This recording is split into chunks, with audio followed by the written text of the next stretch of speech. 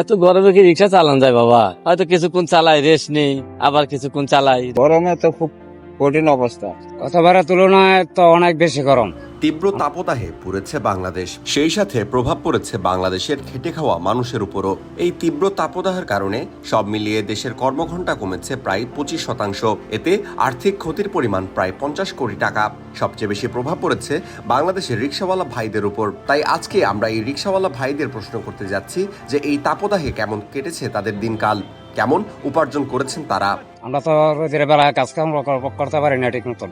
আগে হচ্ছে না, মনে করেন যে রোদের কারণে তো কাজকর্ম কম হয়, এই 500-700 টাকার কাম করেন যায় আর কি। এত গরমে কি রিক্সা চালান যায় বাবা?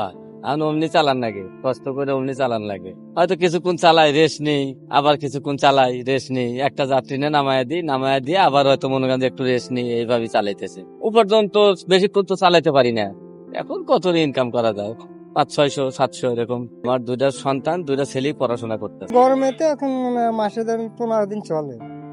একদিন 2 দিন চালালে আবার 2 দিন না দিলে তো চলে না। হ্যাঁ, গরম যা পড়তেছে খারাপ না, একেবারে ভালোই গরম পড়তেছে। একটু ইনকাম কমে গেছে, লোকজন সেভাবে গাড়িতে না। এই গরমে এবার জীবনে খুব হেভি পরিমাণ গরম পেরেশানি এবং কষ্টজনক। লোকজন কম, আগের মতো আর চলাফেরা নাই। আগে সাথে এখন কমই ইনকাম হয়। আগে মনে হয় যে 800,000 টাকা যদি কামাই করছে, এখন 500-700 টাকা হয়। খুবই গরম। গরমে কি প্যাসেঞ্জার কমে গেছে? হ্যাঁ, প্যাসেঞ্জার বাড়া না, ইনকাম কম।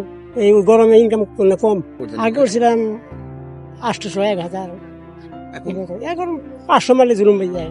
আয় কমে যাওয়ায় পরিবার সদস্যদের মুখে খাবার তুলে দেওয়াটাও এখন কষ্টসাধ্য হয়ে গেছে এসব শ্রমজীবী মানুষদের। তাই আপনি যখনই রিকশায় উঠবেন তখন ভাড়া দেওয়ার সময় 5 থেকে 10 টাকা বেশি দিয়ে দিলে আপনার আর্থিক ক্ষতি না হলেও তাদের পরিবারের সদস্যদের মুখে হয়তো ভালো মন্দ কিছু উঠবে।